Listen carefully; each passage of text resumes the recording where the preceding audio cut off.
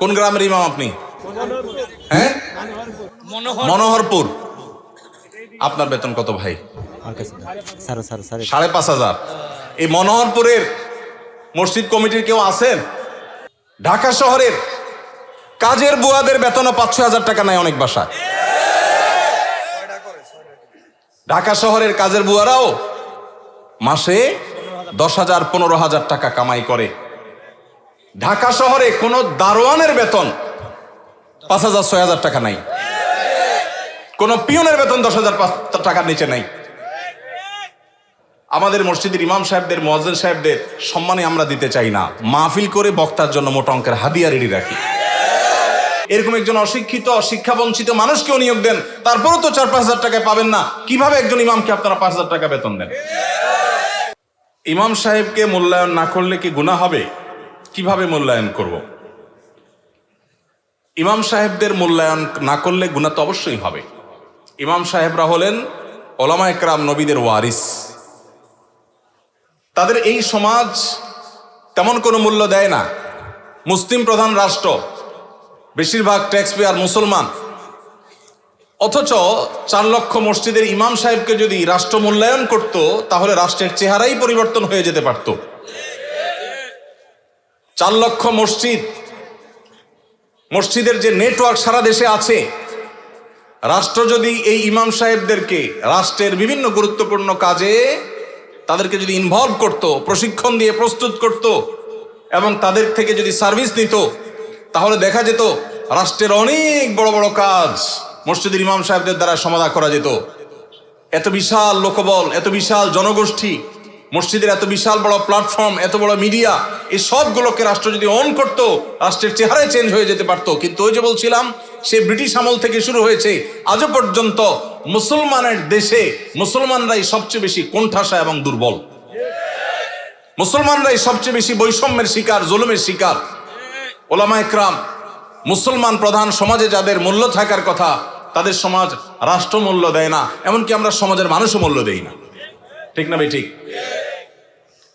ইমাম সাহেবদের মূল্যায়ন কিভাবে করবেন? তাদের মূল্যায়ন করবেন, তাদেরকে সবচেয়ে বেশি সম্মান করবেন। কারণ নবী করিম সাল্লাল্লাহু আলাইহি ওয়াসাল্লাম বলেছেন, মাল্লাম ইউবাজ্জিল আলিমানা ফালাইসা মিন্না। যে ব্যক্তি আমার উম্মতের আলিমদেরকে সম্মান দেয় না, মর্যাদা দেয় না, ইজ্জত দেয় না, সে আমার উম্মত হতে পারে না। অতএব আপনার মসজিদের ইমাম সাহেব আপনার কাছে সম্মানিত হতে হবে। কমিটির লোক, মুসল্লি ভাইয়েরা তাদেরকে চাকরের মতো আচরণ করতে পারবেন না, তাদেরকে শ্রদ্ধা করবেন। তারা নেতা, নেতার মতো মর্যাদা দিবেন, তাদের সঠিক কথাগুলো বলার অধিকার দিবেন, সুযোগ দিবেন, তাদের মিম্বরে স্বাধীনভাবে কথা বলার সুযোগ দিবেন, তাদের গলা চিপে ধরতে কাউকে দিবেন না। ইমাম সাহেবরা তাদের সম্মানজনকভাবে চলার মতো বেতন দিবেন, সম্মানই দিবেন, থাকার ব্যবস্থা করবেন। কারণ তারা অন্য কোনো কাজে এঙ্গেজ হতে পারেন না, ইমামতি করতে গিয়ে তারা এখানে এঙ্গেজ থাকতে হয়। অতএব তাদের জীবনযাপন যেন সম্মানজনকভাবে হয়। পৃথিবীর অন্য যে কোনো মুসলমান দেশে, পৃথিবীর অন্য যে কোনো মুসলমান প্রধান দেশে মসজিদের ইমাম সাহেবরা আমার ক্ষুদ্র জ্ঞান অনুযায়ী বাংলাদেশের ইমাম সাহেবদের চাইতে ভালো অবস্থানে আছে অর্থনৈতিকভাবে। দুর্ভাগ্য আমাদের দেশে মানুষের, যে আমাদের দেশে মানুষের অনেক ভালো ভালো গুণ থাকলেও মসজিদে ইমাম খতিব সাহেবদের সম্মানী, তাদের বেতন ভাতা, এগুলো দেওয়ার ব্যাপারে আমাদের বেশিরভাগ মসজিদ কমিটির লোকেরা কার্পণ্য করে। মনে করে ইমাম সাহেবের বেতন আবার 20-30 হাজার টাকা, এত টাকা দিয়ে উনি কি করবে? এই এলাকায় যে সমস্ত ইমাম সাহেবরা আছেন, আমি কি কাউকে দেখতে পারি? কেউ আছেন ইমাম সাহেবরা? কোথায়? আপনার বেতন কত ভাই?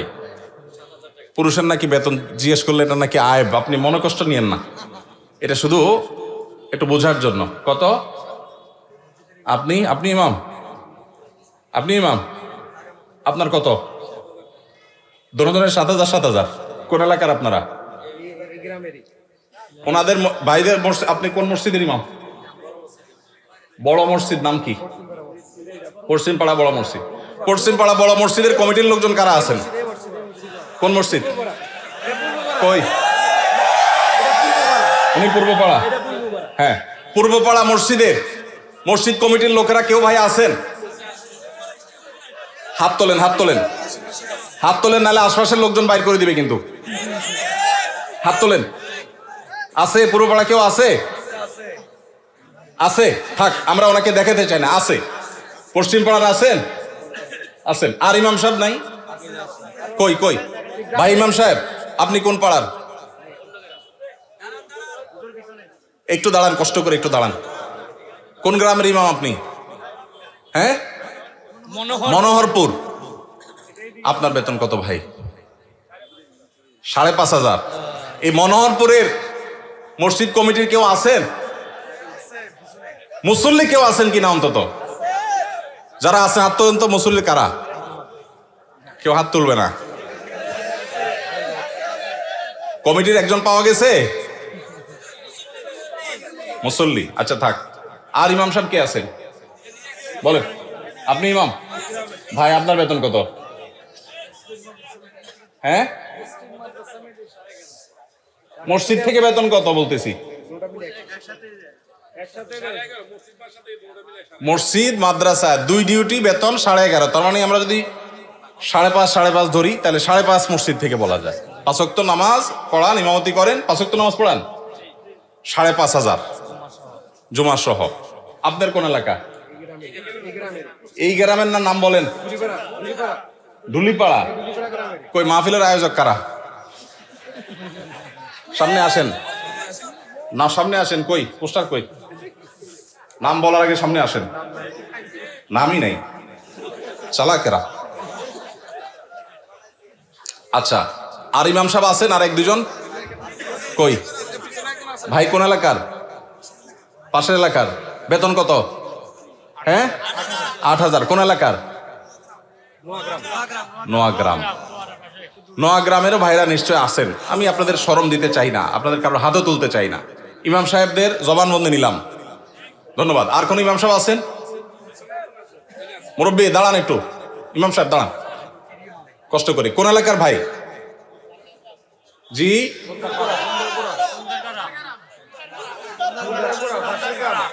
এতজন বললে কেমনে বুঝবো? খুন্দার পাড়া, খুন্দার গোড়া। ওকে, আপনার পাশের গ্রাম। আপনার বেতন কত ভাই? 6,000। বসেন ভাই রে। প্রশ্ন প্রসঙ্গে চলে আসলো, এতজন ইমামের জবানবন্দি আমরা নিলাম। হয়তো খুঁজলে আরো 10-20 জন ইমাম পাওয়া যাবে। অনেকে হয়তো চক্ষু লজ্জায় হাতটা উঠাচ্ছেন না, বলছেন না। ভাইরা আমার, এটা আমাদের জন্য, বাংলাদেশের মানুষের জন্য লজ্জা, অনেক বড় লজ্জার বিষয়। পৃথিবীর অন্য যে কোনো দেশের সাথে আপনি যদি তুলনা করেন, শুধু সৌদি আরবের কথা যদি বলি, আমি 10 বছর সৌদি আরবে ছিলাম। আমাদের শেখ সাইফুল্লাহ মামুন ভাই দীর্ঘদিন সৌদি আরবে ছিলেন। সৌদি আরবের সকল মসজিদের ইমাম সাহেবরা ইমামতি করে যেই সম্মানই পান, সেটা এভারেজে 5 থেকে 7,000 সৌদি রিয়াল। পাশাপাশি বাসা, বিশাল বড় বাংলো, সাধারণ বাসা না, বিরাট এরিয়া নিয়ে বাংলো। এইটা হলো তাদের এক্সট্রা ডিউটি, এক্সট্রা ইনকাম প্রত্যেক ইমাম সাহেবের।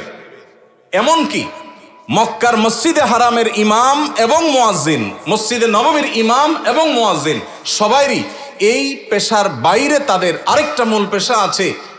যারা খুব বেশি শিক্ষিত তারা বিশ্ববিদ্যালয় শিক্ষক।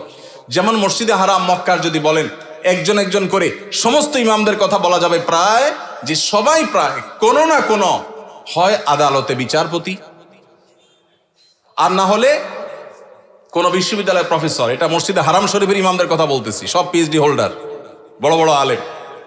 হয় জাজ, জাস্টিস অথবা বিশ্ববিদ্যালয় শিক্ষক।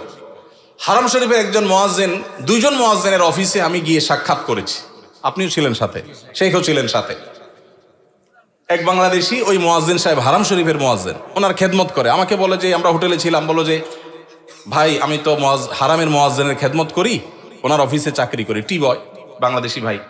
বলো যে ওনাকে বলছি যে আমার দেশে এক হুজুর আসছে, ওমরা করতে, দেখা করতে যাবেন কেন? হারাম শরীফের মুয়াজ্জিনের সাথে দেখা করাও তো সৌভাগ্যের বিষয়, চলেন যাই। গেলাম, যায় দেখি একটা কোর্টে উনি একটা সাধারণ একটা ডেস্কে চাকরি করেন। হারামের মুয়াজ্জিন।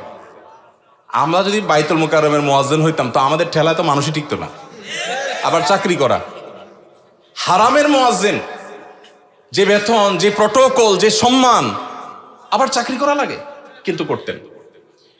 পাড়া মহল্লার যে সমস্ত মসজিদের ইমামরা, মুয়াজ্জিনরা, তারা সবাই হয় পুলিশে চাকরি করে, আর না হলে কোনো স্কুলে তারা শিক্ষকতা করেন। বেশিরভাগ এই দুই ক্যাটাগরিতেই থাকেন। আমি সৌদিতে যে বাসায় ছিলাম, আমার বাসার পাশের মসজিদ, যে মসজিদে ৫ ওয়াক্ত নামাজ আমি জামাতে পড়ার সুযোগ পেতাম, সেই মসজিদের ইমাম সাহেব, তিনি বিরাট বড় শিল্পপতি, অনেক ব্যবসা প্রতিষ্ঠান তার, অনেকগুলো বড় বড় চেইন সব super market, Dahiya super market নাম, বিরাট নাম করা দাম্মাম।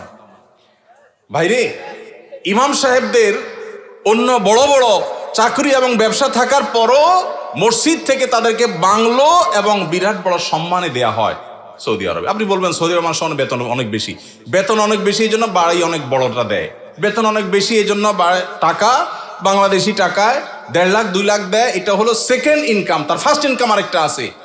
তাই বলে আপনি ৫-৬ হাজার টাকা দিবেন?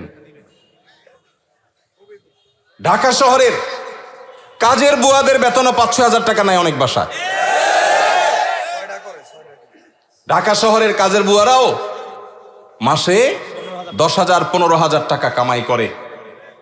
ঢাকা শহরে কোনো দারোয়ানের বেতন ৫,০০০-৬,০০০ টাকা নাই, কোনো পিয়নের বেতন ১০,০০০ টাকার নিচে নাই। সেখানে কুমিল্লা শহরের কাছে, এটা সদর থানা এবং শহরের কাছে, এই জায়গায় ৫-৭ হাজার টাকা আজকালকার বাজারে চাউলের টাকা জোগাড় করা অত কঠিন হয়ে যায়।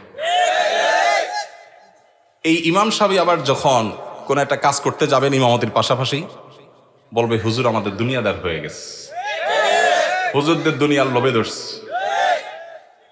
এক বেটা, তার মসজিদের মুসল্লিরা ইমাম সাহেবকে এরকম খোঁচাইতো, বেতন দেওয়ার নাম নাই, ইমাম সাহেব আর কিছু করলে ডিস্টার্ব করত।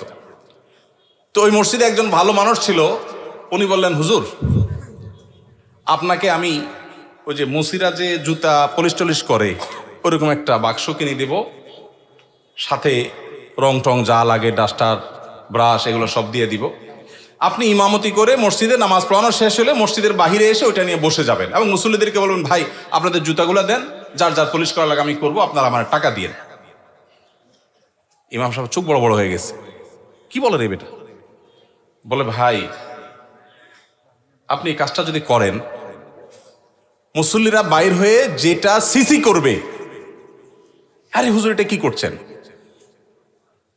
তো ওইটাকে বলেন যে ভাই এই জুতা যদি আমার কাছে দিতে আপনার লজ্জা বোধ হয়, আপনার কাছে যদি অপমান বোধ হয়, তাহলে জুতা আমার কাছে নিয়ে আপনার নিজের গালে নিজে মারা উচিত।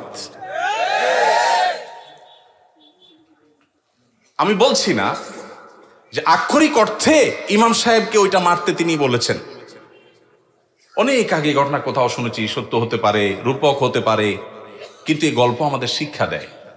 আমাদের মসজিদের ইমাম সাহেবদের, মুয়াজ্জিন সাহেবদের সম্মানে আমরা দিতে চাই না, মাহফিল করে বক্তার জন্য মোটা অঙ্কের হাদিয়া রেডি রাখি। আপনারা বলবেন হুজুর আপনিও তো মোটা অঙ্কে নিয়েই যাবেন, ওয়াজ তো করতেছেন।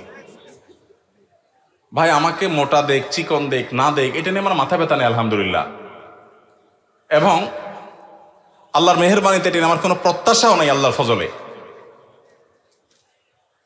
কিন্তু মাহফিল আয়োজকদেরকে বলতে চাই, যারা মাহফিল আয়োজন করেন, লক্ষ লক্ষ টাকা যদি মাহফিল পিছনে খরচ করতে পারেন, ইমাম সাহেবদের বেতন কেন 15টা হাজার 20টা হাজার টাকা হতে পারে না?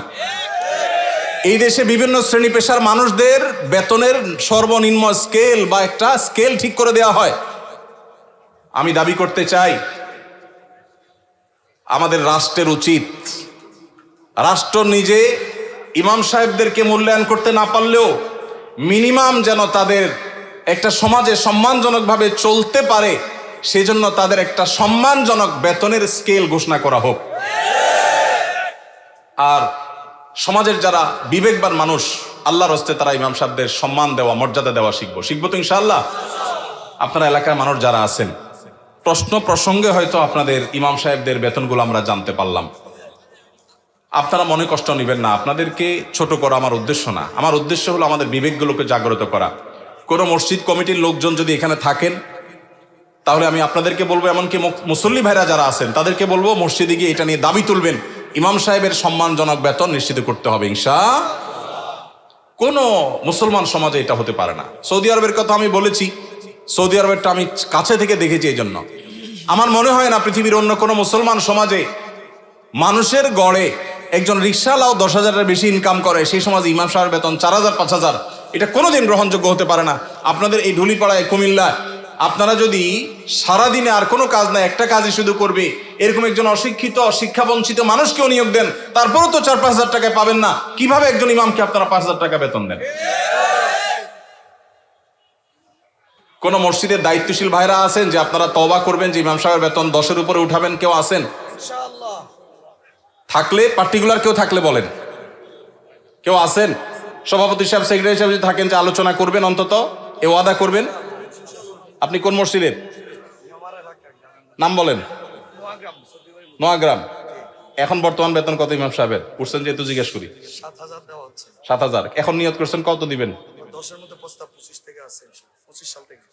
25 সাল থেকে 25 সাল মানে এখন তো 25 শুরু হয়ে গেছে। 10-এর প্রস্তাবনা আছে। মাশাআল্লাহ মাশাআল্লাহ। ভাইয়ের মসজিদ কোন এলাকা? নোয়াগ্রাম চৌধুরী বাড়ি। আপনি কি কমিটির? ভাই কমিটি সেক্রেটারি। ওনার মসজিদের ইমাম সাহেবকে ওনারা এই মাস থেকে 10,000 টাকা দেওয়ার নিয়ত করেছে। বলে আলহামদুলিল্লাহ। আমরা বলবো 10,000 নয়, যেহেতু এখন একবার বাড়াইছেন ভালো কথা, 6 মাস পরে বা 1 বছরের মাথায় 15,000 টাকা করবেন ইনশাআল্লাহ। যখন ওরা সেটারও নিয়ত করবেন। নোয়াগ্রামের ভাইয়েরা আপনারা দেখে শুনে রাখেন কিন্তু, রাগ করেন নাই তো আবার? জাযাকাল্লাহ খাইর। আর কোন কমিটির ভাইরা আছেন যে নিয়ত করবেন, নিয়ত চেঞ্জ করবেন? বলেন দেখি, বলেন।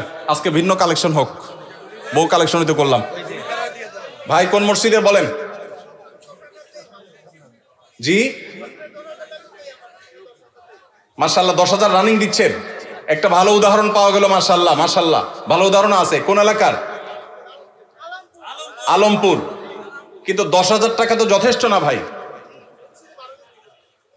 কবে নাগাদ আনুমানিক একটা আইডিয়া দেন না, আইডিয়া দেন না। আলাপ করেই তো দিবেন, আপনি তো একা দিবেন না। অন্তত প্রস্তাবনা দিয়ে যে মাহফিল থেকে হুজুররা প্রস্তাবনা দিছে, অন্তত 15,000-এর ভিতরে রাখেন, 12 থেকে 15 ভিতরে ইনশাল্লাহ। কবে নাগাদ? আলোচনা সাপেক্ষে। ঠিক আছে। আপনি মসজিদ কমিটির কি? সেক্রেটারি সাহেব। মাশাআল্লাহ, আল্লাহ সেক্রেটারি সাহেবকে তৌফিক দান করুন, বলুন আমিন। একটা ভালো দৃষ্টান্ত। ভাইরা 10,000 দিচ্ছেন মাশাআল্লাহ, কিন্তু 10,000 যথেষ্ট না ভাই। 10,000 যথেষ্ট হতে পারে না। আল্লাহ তাআলা আমাদেরকে উলামায়ে কেরামের, মসজিদের ইমাম সাহেবদের মূল্যায়ন করার তৌফিক নসিব করুন। আমি ভাই একাধিক মাহফিল এমন ঘটেছে যে মসজিদে গিয়ে ইমাম সাহেবদের বেতন কম, এটা ব্যক্তিগত আলোচনা জানতে পেরেছি। আমি আমার মতো করে কমিটির ভাইদেরকে দাওয়াত দিয়েছি এবং বোঝানোর চেষ্টা করেছি। আমরা মাহফিলের জন্য যদি লাখ লাখ খরচ করতে পারি, কেন ইমাম সাহেবদের দিতে পারবো না? আল্লাহ আমাদেরকে তৌফিক দান করুন।